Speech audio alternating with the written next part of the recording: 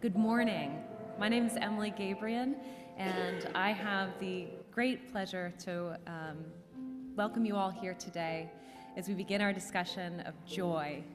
We have, over the course of this season of Advent, talked about faith, peace, love, and I think one of my favorite things about this topic of joy is that it was the biggest surprise to me as I started my spiritual journey, in all its permutations, finding that not only do I get to understand more about what love means to me and how I understand faith, but in this sort of heart-centered and cerebral exploration of understanding, in all of it, joy is also a fruit of the Spirit, and joy is also inherent in this journey, inherent in all of us. And so trying to wrap our minds and our hearts around the idea that joy isn't something that happens after we've earned the love and the forgiveness. Joy isn't something that happens because of getting a bunch of things right, but joy is who we are in our divine selves. And getting to experience that today with all of you is such a blessing. So joy be with you today as we begin our songs.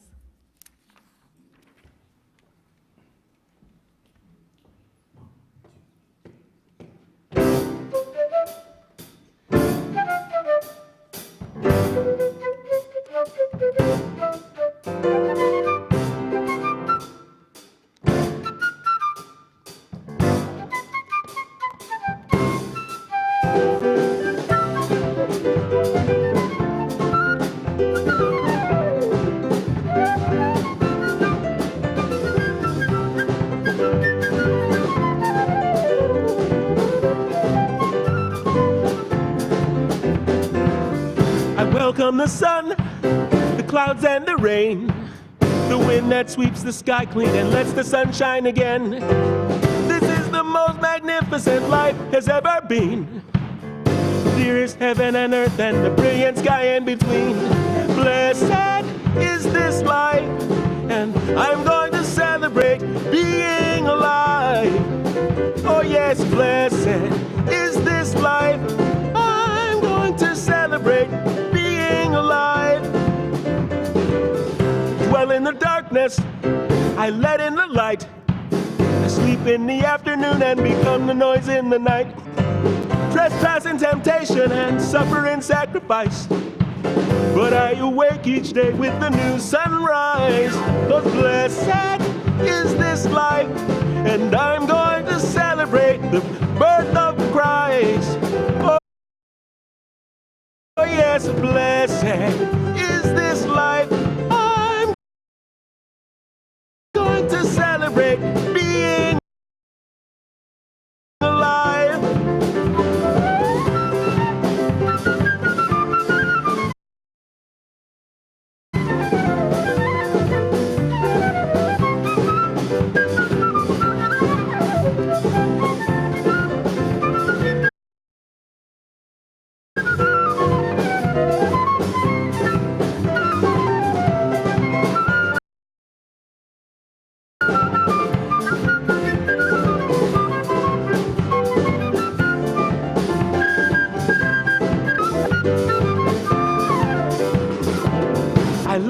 Afternoon and become the noise in the night. I trespass into temptation and I suffered in sacrifice. The new sight is this life.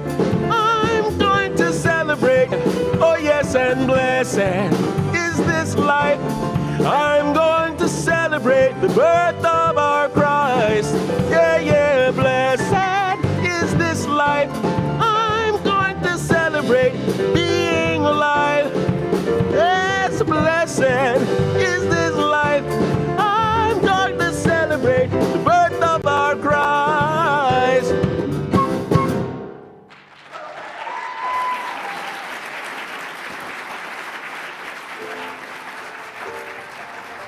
Thank you. Please stand and join us in singing Go Tell It on the Mountain.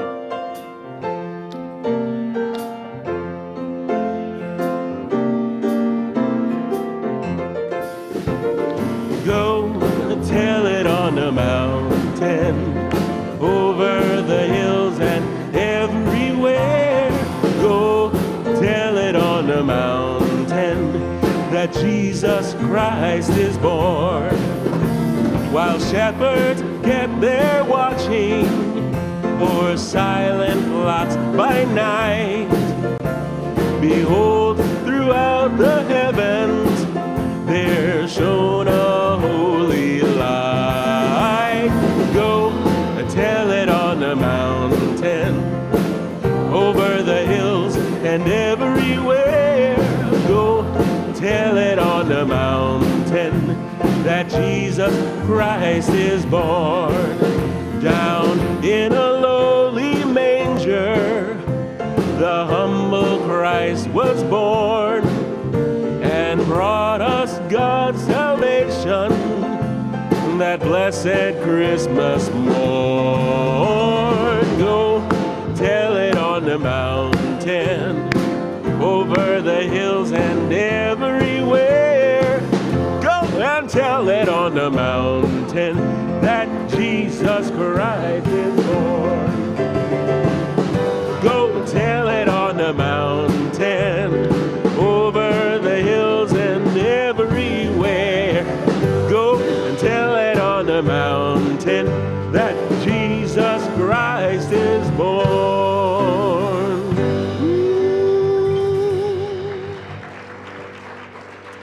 Please remain standing and join us in singing the welcome song.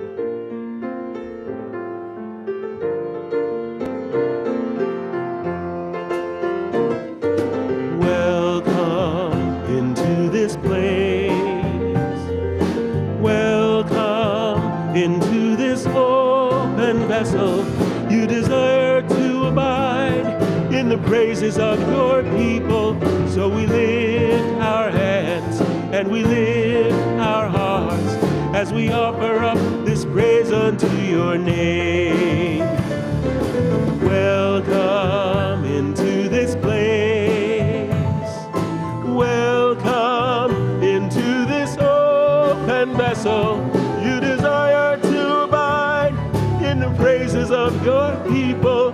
So we lift our hands and we lift our hearts as we offer up this praise unto your name. Your name. Please take a moment and greet the beautiful spirits of Christ and the people around you.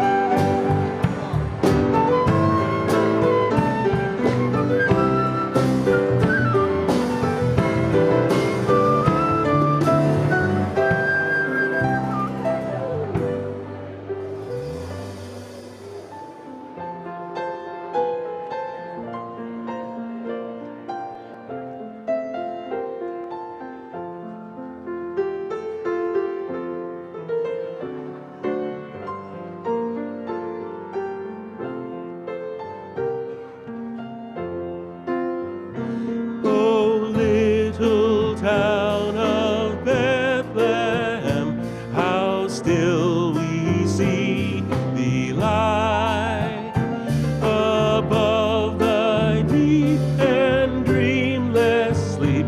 The silent stars go by, yet in the dark street shineth the everlasting light. And fears of all the years are met in thee tonight. For Christ is born of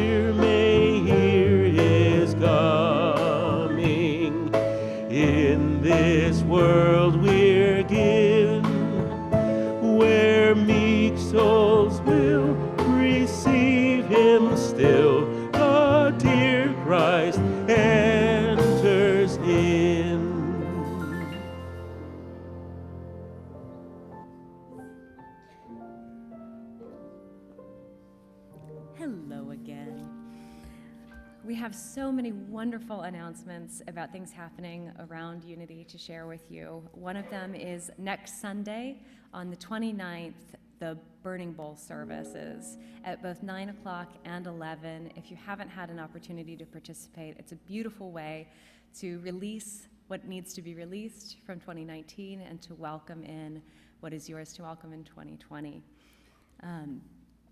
Also, starting in January, we have the prayer chaplain informational meetings. We have such an incredible blessing in our prayer chaplains, as you know from the prayers that we have every service, but there's so much more that they do to raise us up, to cover us in prayer, and this may be something that you'd like to learn more about. And so volunteer prayer chaplains are recruited just once a year in January, and if you felt the nudge to this calling, or if you just want to learn more about the requirements to become a prayer chaplain, we welcome you to attend an informational meeting either the 5th or the 12th of January, after both services. And this meeting, as well as all training sessions, are required to become a prayer chaplain. So come explore if this is yours to do. We hope to see you there.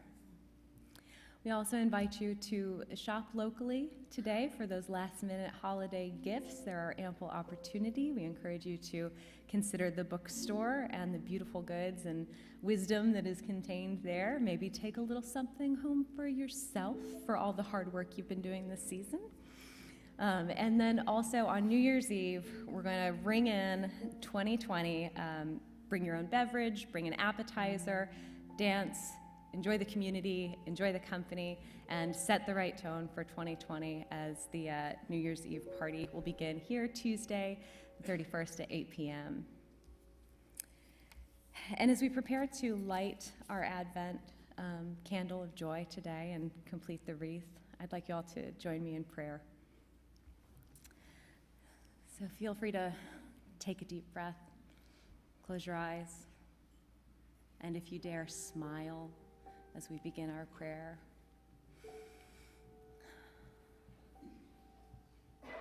As we are gathered here in the one presence, as the one presence, we acknowledge the joy within us. We can see that joy as a flame. We can hear that joy as a joyful noise, all that is ours to make. We claim joy because it is ours, because it is at the heart of the love, the peace, and the faith that are the fruits of the Spirit of that oneness. And for those of us who can't always feel that that joy is ours to claim, we claim the belief that that joy is ours to claim. That what may not be a flame be a spark that can be lit as we journey together, celebrate together, yearn to experience this oneness, and welcome what is ours in faith, in love, in peace, and in joy.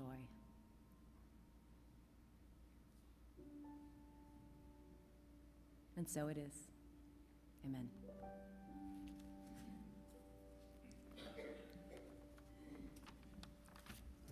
Good morning. We're the Boons. I'm Jim.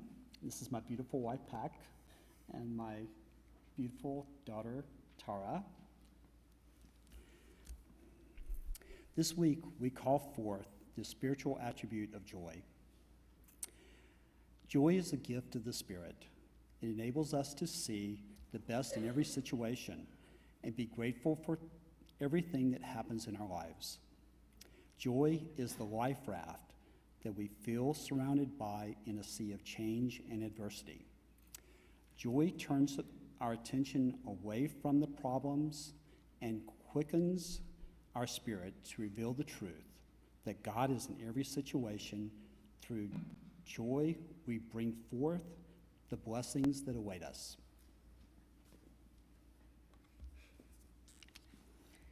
We We can cultivate joy by appreciating the gifts that greet us every day. We can choose to focus on the good in our lives. As we open our hearts to God, joy bursts out and gratitude flows in. Joy is the culmination of faith, peace, and love. But the angel said to them, "Do not be afraid, for see, I am bringing good news of great joy for all people." Luke chapter 2, verse 10. I have said these things to you so that my joy may be in you, and that your joy may be complete. John chapter 15, verse 11.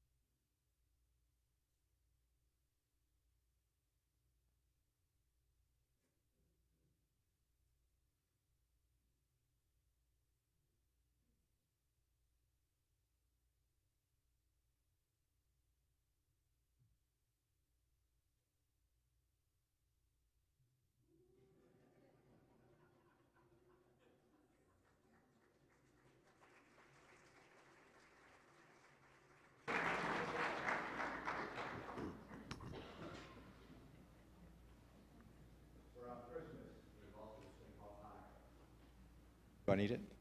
Okay. I've never been told that I needed a microphone before. Oh, okay. So around Christmas, there's this thing called Hanukkah. So I'm going to kick it old school and pull something out from the Old Testament, and I'm going to light the menorah.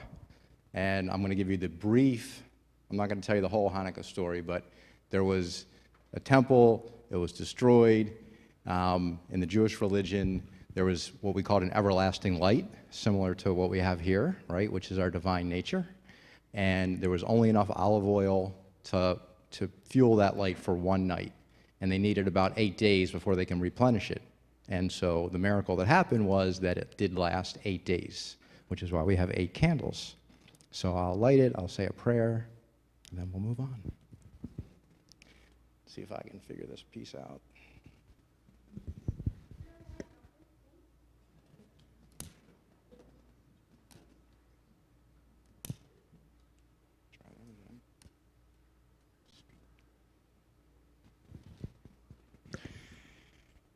Test my coordination. All right. It's been a while since I've read Hebrew. Baruch atah Adonai Eloheinu melech haolam asher kiddushanu b'mitzvotav v'tzivanu lahadlik ner shel Hanukkah.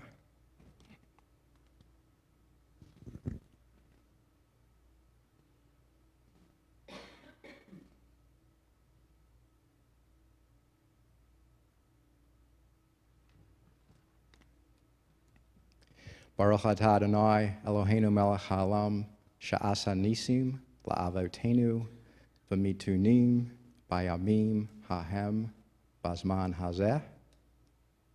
And then Baruch atah Adonai Eloheinu melech haolam shehekiyanu v'kiyumanu v'hikiyanu lazman hazeh. So happy Hanukkah, Merry Christmas to my friends and family in Baltimore, a marvelous New Year.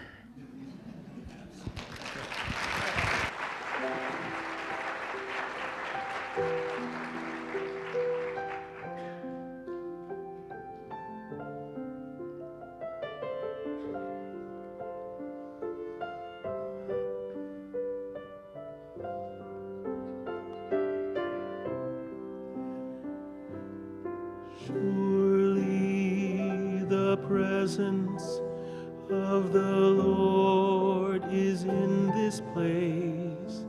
I can feel God's mighty power and God's grace. There's a holy hush around us. I see glory on each face. Surely the presence of the Lord is in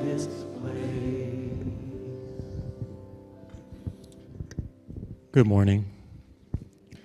Let us pray. Sweet, Holy Spirit, as a community, we open our hearts and we turn our attention to those names who've been placed into this prayer box and the intentions.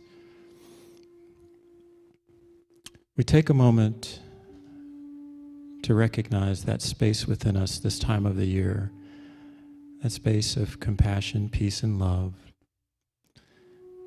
And we remember a story that happened over 2,000 years ago, an arduous journey to a hometown of the family. Discrimination was experienced, turned away by family, and a difficult birth in a place that was not ideal. Those are some of the experiences that the names of those folks that have been placed in this prayer box may be experiencing this time of the year. But through all of that, we recognize that God is, and all is well. We recognize that through that arduous journey, joy came to the world. So we turn our hearts and our compassion to these names so that they might remember that joy is in their world, in their hearts, and we support them as a community as they endeavor to remember their true worth and who they really are, so that they may be whole again as well. It is for this truth and all that is that we are so grateful. And so it is. Amen.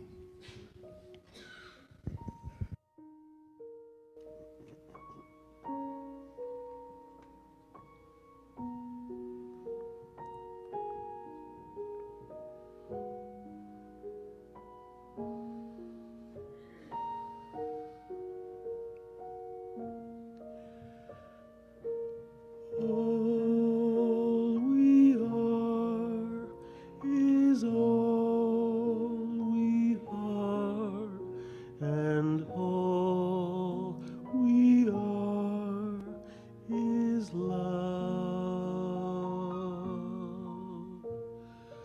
All we are is all we are, and all we are is love.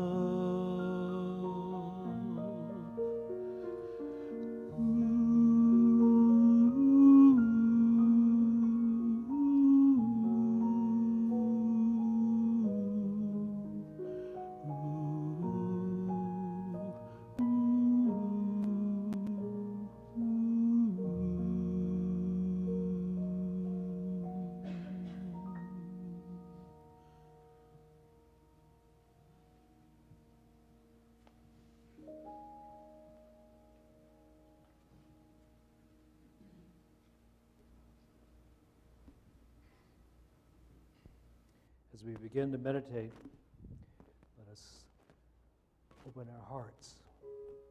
We'll start by breathing into the center of the chest and letting that be the focus of our breath. So we breathe,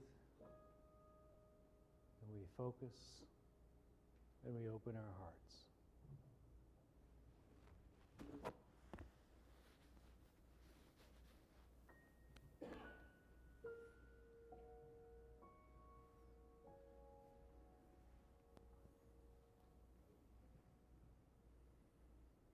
And as the body begins to relax and the heart begins to open,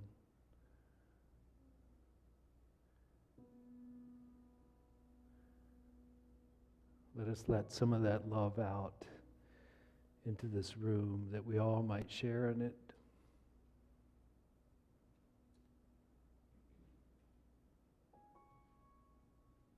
So we breathe into the heart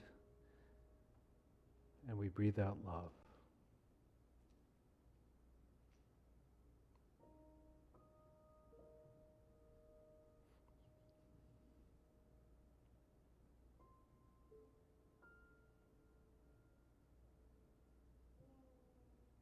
And we send some of that love to ourselves.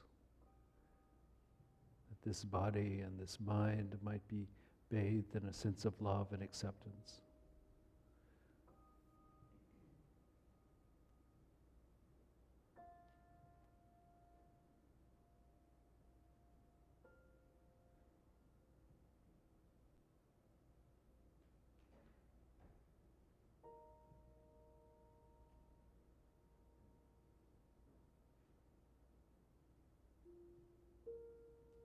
Let us invoke imagination and imagine that night long ago that is described in the Gospels,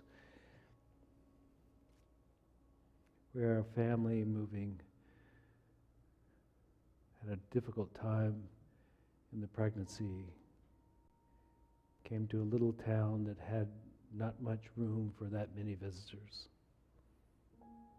And so they found no place to stay. And having no place to stay, they ended up in a stable. And yet when the baby was due, the baby was born, and the child was wrapped tightly in cloth for comfort and laid in a trough that's used to feed the animals.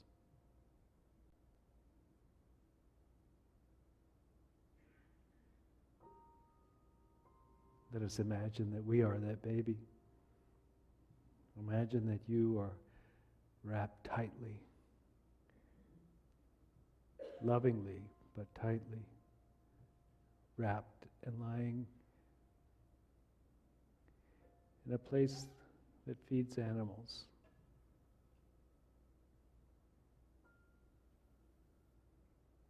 Parents love you.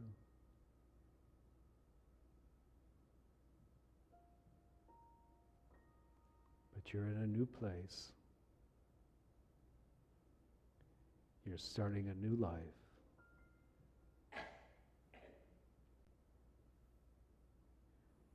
And though you don't know any better, the circumstances are not easy.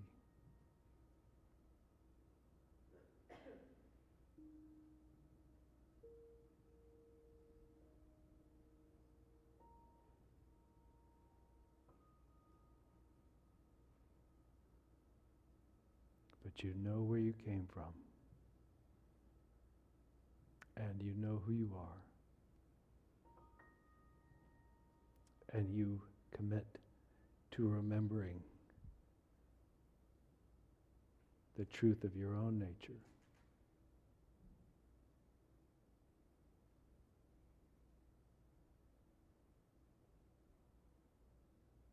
Let us sit in contemplation of being the Christ child ourselves as we sit in holy silence.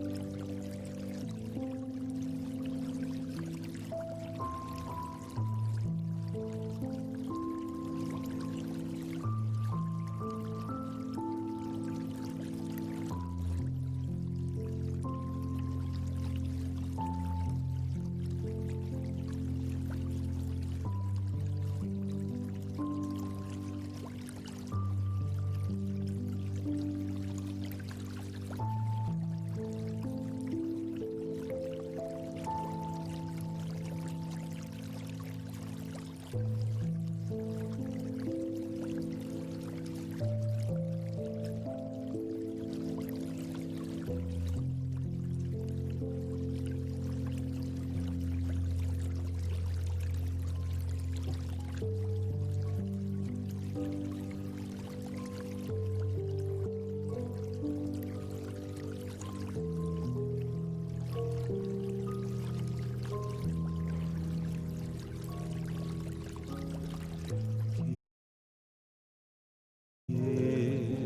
us this day our daily bread.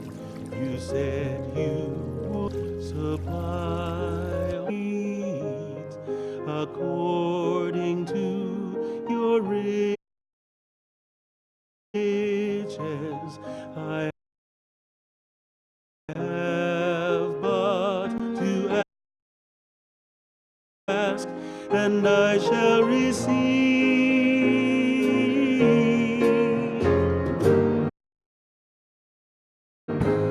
To go from here and share this love you gave to me, to show someone who's lost and help them find their way, the way to truth and faith, so they can be free like me. Free like me. Lord, we are your love. Lord, we are your peace. Lord, we are your joy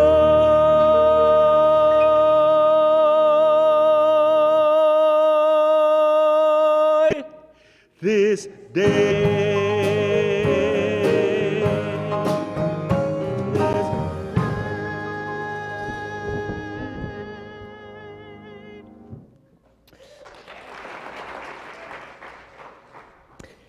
Today, as Emily said, we're talking about joy, which is the fourth candle of the Advent wreath, and we hope that will be our lifelong experience, that we will stay in joy all the time, and though it may or may not be considered a spiritual gift to be blessed with joy.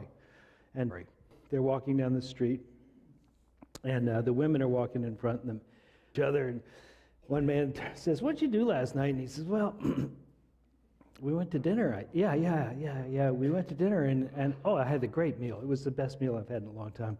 You really should try it sometime. And the guy said, "Well, what was the name of the restaurant?" And the guy can't recall, so he's thinking. He says, What is that flower that has a sweet smell and then it has thorns on it as you go down the stem?"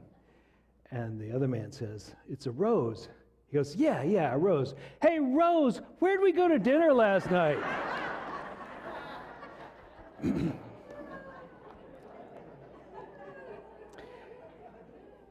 Some people from 9 o'clock go, "Yeah, well, I've heard that one." But you haven't heard this one. So there was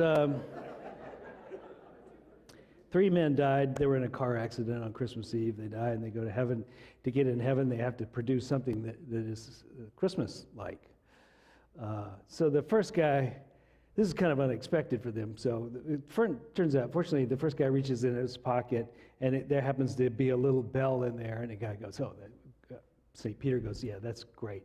Come on in." And the second guy actually happened to have a little bit of tinsel in his pocket. He said, "Yeah, sure, come on in." And the third guy reaches in and he pulls out some pantyhose. And he says, "I don't get it." And he goes, "They're carols."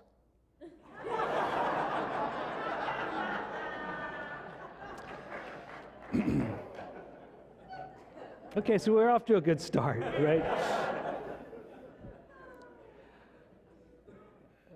So I just want to kind of bring us down a notch or two and just say that, this time at Christmas, one of the things that Unity and the Course in Miracles and other places have traditionally done is take the story of Jesus, take the whole story of Jesus, including the birth, including Christmas, and say, this is a story about Jesus, but it's also a story about you. And that if you will listen to it with new ears, you might hear it as a way of reminding you of who you really are, what your true nature is. And this is the gift of becoming a deep spiritual student. As Emily was saying earlier, many times we're on this quest, this spiritual quest, to find out the deep truth. And oftentimes we have to slog through all our failings to get to where we're beginning to feel like we're getting somewhere in the spiritual practices. I mean, almost inevitably, people come to spiritual life from pain and suffering. And it kind of makes sense. Why would you take up something that didn't offer some reward? And so the reward, usually the immediate reward, is that I will feel better. And so you're working on it. If you were looking at the line of neutrality, you're working your way up to feeling good enough. And that is a slog, I can tell you. Decades sometimes, in my case, decades, to get up to neutral on this thing. And the idea is that if you keep going on this path, you'll end up in joy. That you'll come from a deficit through neutral into joy. And it's a promise of the New Testament that at some point, if you stay on the path, you will awaken into joy. And the prospect of this is what begins to pull you. It's in part what begins to pull you even after you get to neutral. Now, many people get to neutral and then they kind of lose momentum because, well, they don't feel that pull. They haven't heard the good news, in a sense, that there's more to it than the suffering or getting over suffering. And or in some cases, like in my case, I was also told, this was a long time ago, so they don't do it quite so much these days, but I was told that meditation would take you to places that would be transcendent and that you would be flying like a genie somehow. And it turned out, I'm still waiting for that to happen, that sometimes you have high experiences in meditation, but most of it is it's an awakening in a very slow and subtle way, and I haven't flown yet. However, I don't put it beyond me, really, nor do I put it beyond you, that we might become miraculous in our ability to do things that people don't consider normal at this point when we shift our attention from being the body and the personality to being our divine nature. That when we come from this tight little bundle of an idea of who we are, this swaddled. Do you know the word swaddled actually means to bind and kind of wrap around with cloth? And so they swaddle babies so that they'll feel, I think, so they'll feel more confined, and it will remind them of the womb, and they won't be as exposed and floating out there in space. So they'll feel much more comfortable. And so they swaddle children. They're starting to swaddle children in America these days. They wrap them fairly tight so they'll feel comfortable. Again, so it's a way of comforting them. But it's also a beautiful way of describing where we are with our minds as normal human beings. We are wrapped up in this tight little bundle of who we are. We think we are the personality and the mind, personality and the body. And the mind is always feeding this idea, our identification with this thing, our bodies. We identify with this rather than with that, with all it is. We identify with being small and tightly bound, with taking up no more than a few inches, really, really in circumference and so many inches in height. There's not much in the whole universe that we occupy as ourselves. We have condensed ourselves into this tight, swaddled being. And then we find that we're living in a world that's not all that perfect. It's the story of finding the babe in the manger. How appropriate among the animals. That's how we have thought of ourselves. We are out of the animal kingdom. And in some ways we are indeed. But also we are something transcendent of that. And if we just think of ourselves as being animals swaddled, tightly bound as a small being inside the animal kingdom, sometimes being food for the animal kingdom even, we have really shrunk the identity that we could take. And as such, then you live in a world of ups and downs, and it's very easy to get caught in the underneath side of that thing, where you don't feel great joy, you don't feel great love, where it's not transcended, and you definitely aren't flying like a genie, where we are down here under the line.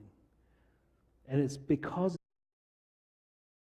of this identification with the body as who we are, and our ego or personality as the whole of us. So now there's the Course in Miracles came out in about 1970 something, early 70s, and it's been one of those books that millions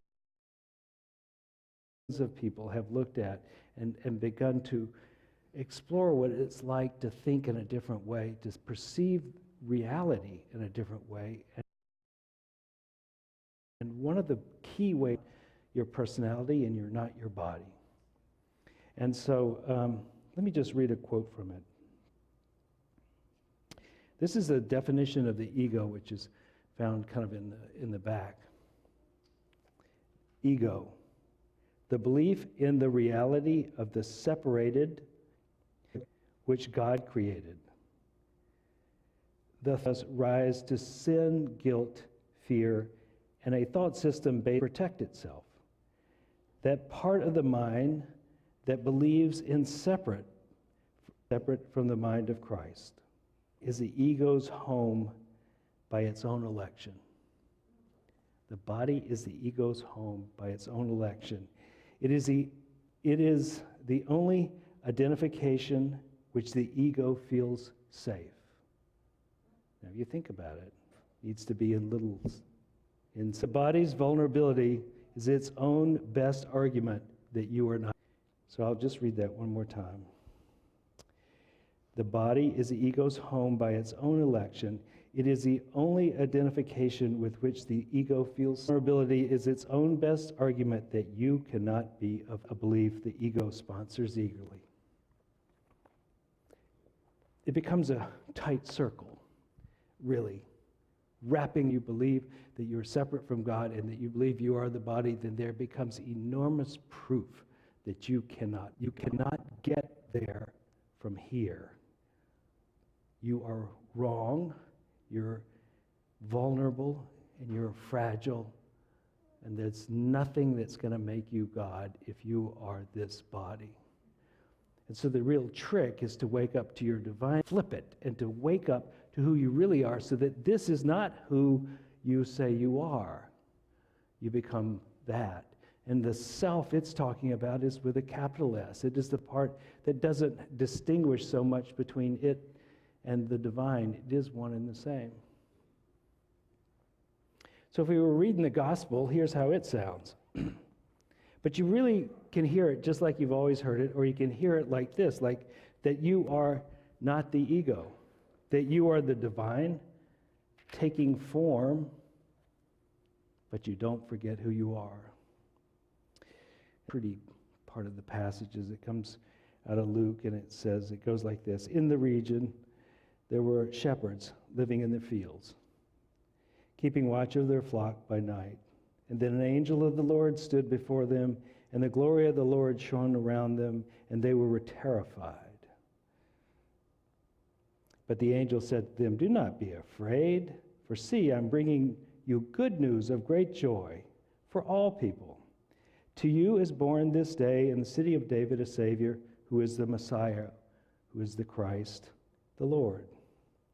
This will be wrapped in bands of cloth, lying in a manger." And suddenly there was with the angel a multitude of heavenly hosts, praising God and saying, "Glory to God in the highest, and on earth peace among those whom he favors." Okay, so like a foretelling. They haven't woken up, but they're beginning to hear the word. They're beginning to hear, is more to this world than being a shepherd, which is not a very high position. They're living, if you're the sheep at night, it's not the corner office. And when the angels had left them and gone into heaven, the shepherds said to one another, "Let us go now to Bethlehem and see this thing that has taken place, which the Lord has made known to us." And so they went with haste and found him lying in the manger. And when they saw this, they made known what had been told them about this child.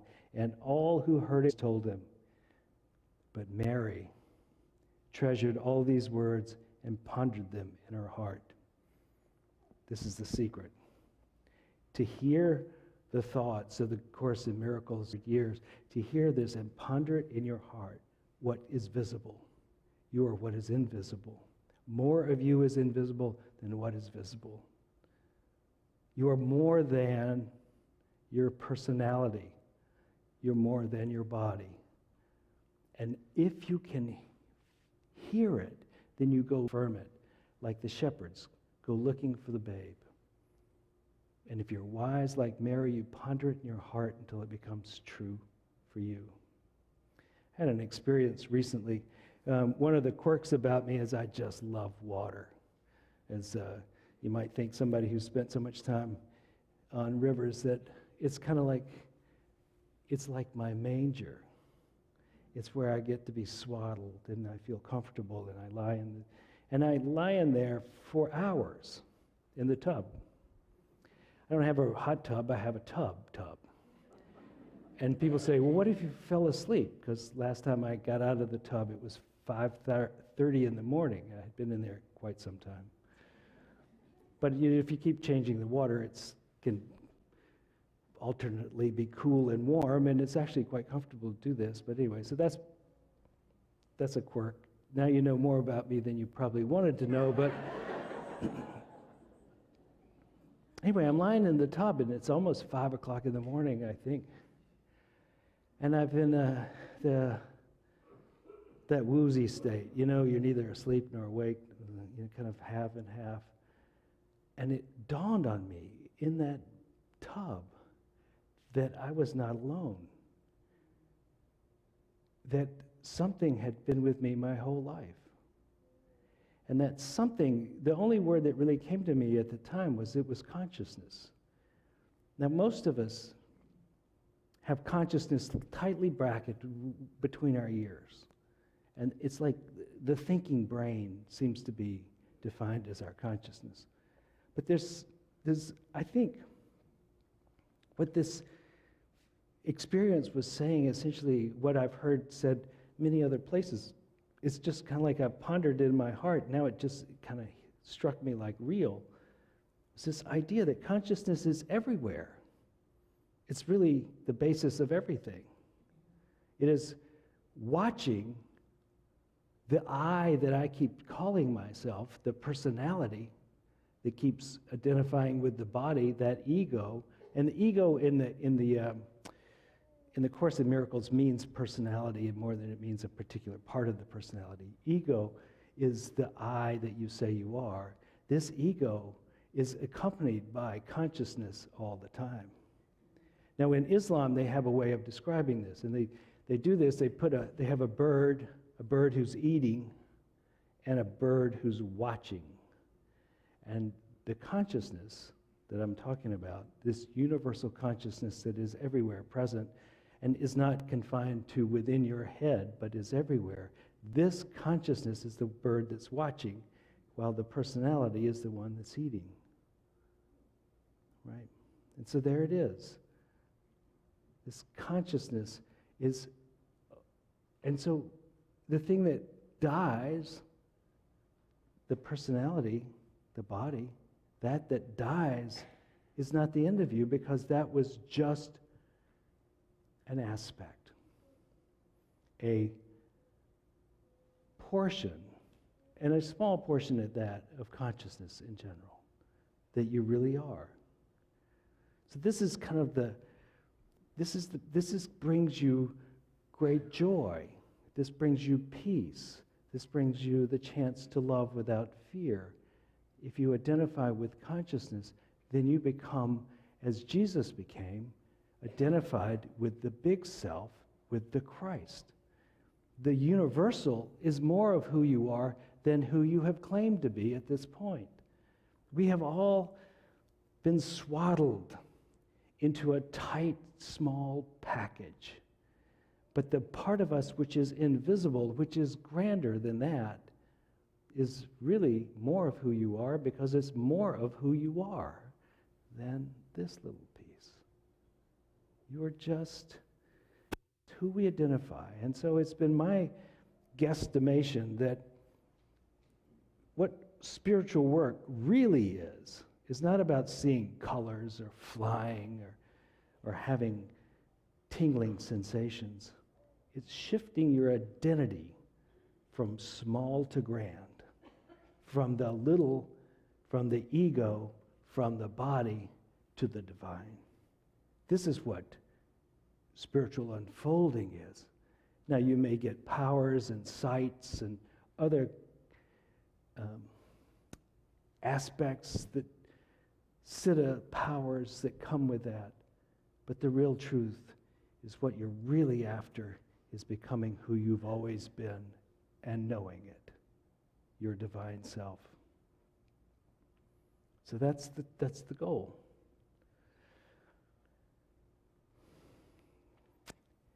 Before I get off, before I quit, I'd like to talk to you about the opposite experience. So,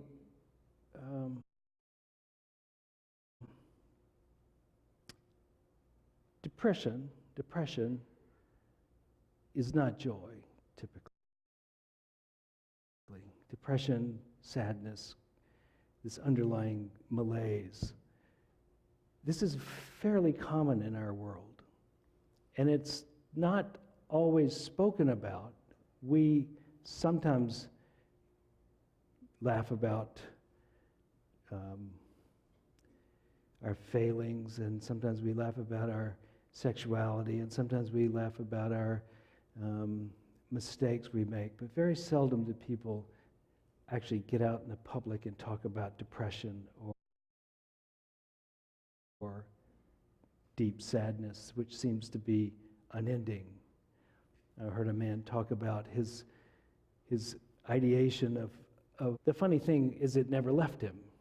He had the same kind of depression that Robin Williams had. You know, he would push through it many times to be funny, and could also be very lively and everything, but he said, if my car broke down, I would have three thoughts, three options. One would be to fix the car, the other one would be to buy a new car, and the third one would be kill himself. And when I heard that, it kind of like dawned on me that they're living in a world that's uphill all the time. And it's a quirk of fate. I'm not really sure why. I have no explanation, no metaphysical story, no sense of you should be better.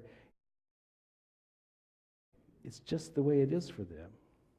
And one of the things that I think has kept some people from coming here is that we do a really good job of being positive and upbeat. But it's often the case that they're working their way as hard as they can to maintain where they are at this moment. And so that maybe feel like the conversation's not welcome. But let's just say this, that if someone comes to you and says, I'm feeling very despondent and would like to hurt myself or kill myself, probably the best thing you can say is not snap out of it. Get over yourself. Stop trying to draw attention to yourself. But to feel the compassion and the empathy with them, that at this moment, and maybe for much of their life, for some people, this is a struggle. That life is very difficult, that the swaddling clothes are really, really tight. And so, to open our hearts to that, and to those of you who are feeling that way, I say this is a good place to come. To be in this community, to be in a community, be somewhere with people. The tendency is, when you feel that way, is to isolate. And in isolating, you do not have the support that might keep you from doing something that the rest of us would regret. So to find friends and to actually perhaps even talk about it with people that you trust. And then to know that what those of us around you are saying is, do not do this. Don't do it. Even though you may be thinking about it, don't do it. And if you get too far along and you're thinking, then to call for help. And if we know someone who is too deeply into it, then maybe there's some place we can direct them where they can get direct help. This is a difficult season for some people. There's a lot of sides to other people's outsides, right? We put lights up. Bells are jingling, and the Christmas music would just about give me cause to kill myself if I had to work it. But to empathize, to really be a Christ presence, and to tune our attention to those who are in happiness and those who are in sadness, to be with those who love the season and those who hate the season, to be with those who feel like wanted, and to be the one who's always looking for the pony underneath it all. This is a cry out for our humanity, that we come to know all humans as ourselves, and not if they just fit the mold. One of my pet peeves these days is this idea that it's not the way I wanted it to be. Byron Katie says this. So you don't think the world should be this way, so you think you could do it better than God. And that's a bit of, the world should be different. It's not. This is the way it is. However it is the way it is. And our best way of dealing as it is, and to move from there, but not to declare that life should not be this way.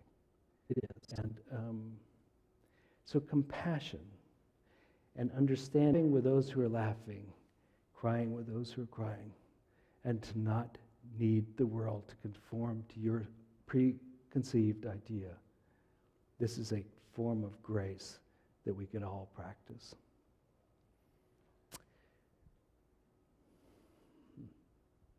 Okay.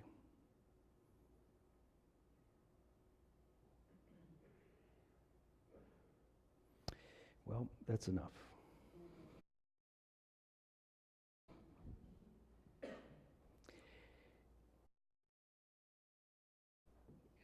The kids, are going to are making gifts. Emily said it, but and they're going to come in here and sing. So Randy Shepard has been working with them for a couple of months now. The kids Out the door at 5 after, and I finished 5 minutes. So bear with me. And I do want to say one thing about this, that I'm so proud of this group. You know, when you think about who you're in the room with, most of us, right? Most of us didn't know there was a church like this anywhere or any spiritual community. Some of us are Jewish. Some of us had atheistic backgrounds. Some of us are died in the world Catholics. We're in Bethlehem now, looking for Christ, and we are in such that just on a spiritual background. But when you hear, you know, the average person here has a fantastic story to tell. So if you're coming to the potluck on Christmas Day, or you're just going in there to have coffee or something like that, ask somebody to tell you more than they usually do at your cocktail party, because you'll be amazed. I mean, amazed at who's here. And of course, we all think we're special, but you're in a room full of a lot of special people here. And I recommend, if you ever wanted anybody of any great skill, there's somebody in here who can do it, just about anything, although you may not know who it is, but they're in here. They're remarkable people. And I just also would like to say it is wonderful that we have each other. That we have each other to draw on when we are down and when we want to celebrate. So let me give you 2 announcements, and then we'll move on. First announcement is that Christmas Eve service is at 5:30. 5:30 on, what is that, Tuesday night? 5:30 on Tuesday night. It lasts about 45 minutes. We read the whole Christmas story. We sing a lot of carols. We bless babies as they come in. We sing Silent Night, and we light the candles. It's really sweet.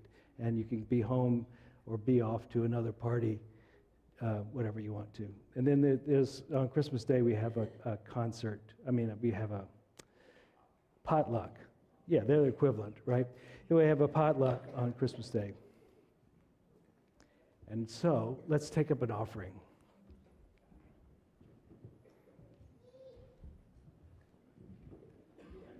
Right. It's kind of hard to concentrate when they're walking on stage, isn't it? It's almost worth just stopping for a moment and observing.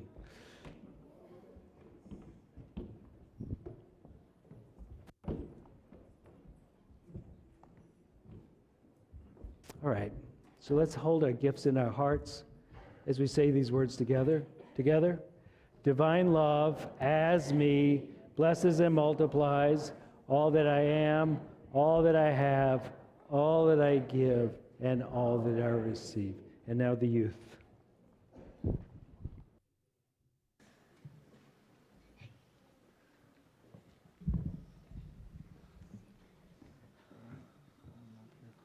When you get done, you walk over to your place.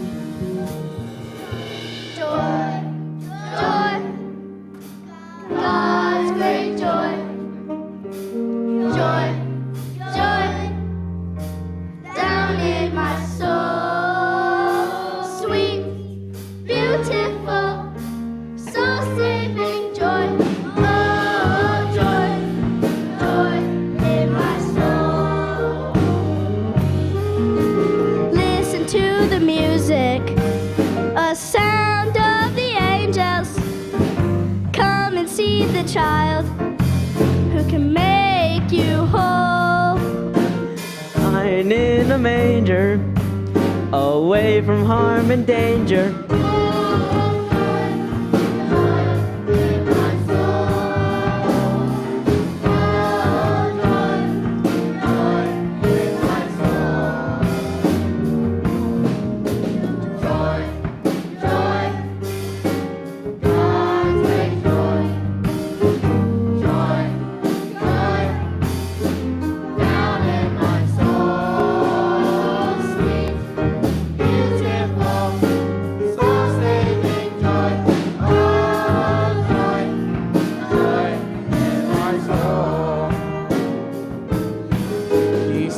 From up above, this special gift of love, more precious than silver or gold. He was sent this holiday to take our pain away.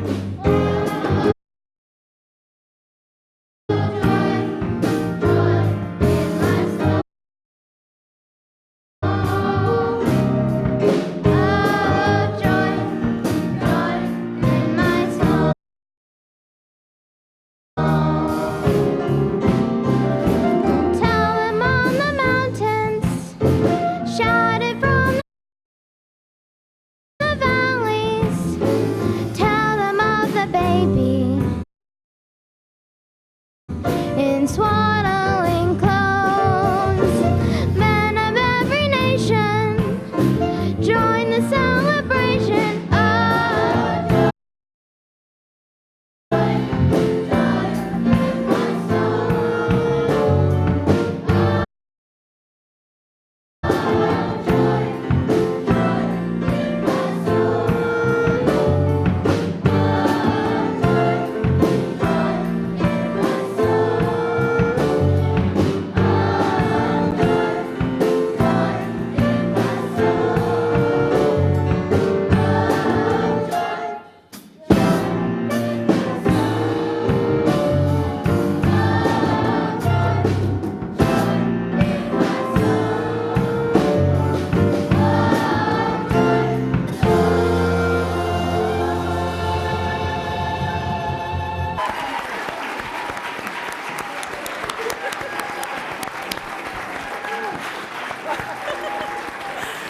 It's been a pleasure working with you. Awesome. My heart's about to burst. I'm so happy right now for allowing us to do this. It's for YOU, and we're for check them out. Thank you. Merry Christmas. Let's give them a hand. So they're selling their items in the fellowship hall right after church. You can buy enough to make up for all the things you forgot to buy for someone else. Here we go. Let's give them a blessing. Let's say these words from our heart to their hearts. We appreciate you all singing, and I know the work you put in. Thank you very much. Together, we'll say this together. You are loved, special, and important, just the way you are. Now let's join hands and sing the peace song. Nope, better still.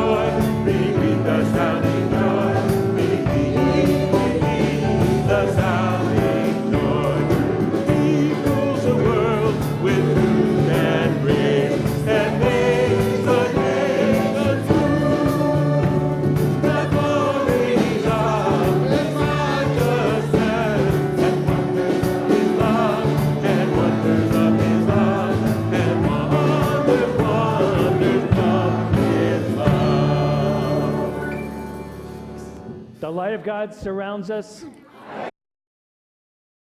The love of God enfolds us. I am the love of God. The power of God protects us. I am the power of God. The presence of God watches over us. Wherever we are, God is, and all is well. Merry Christmas!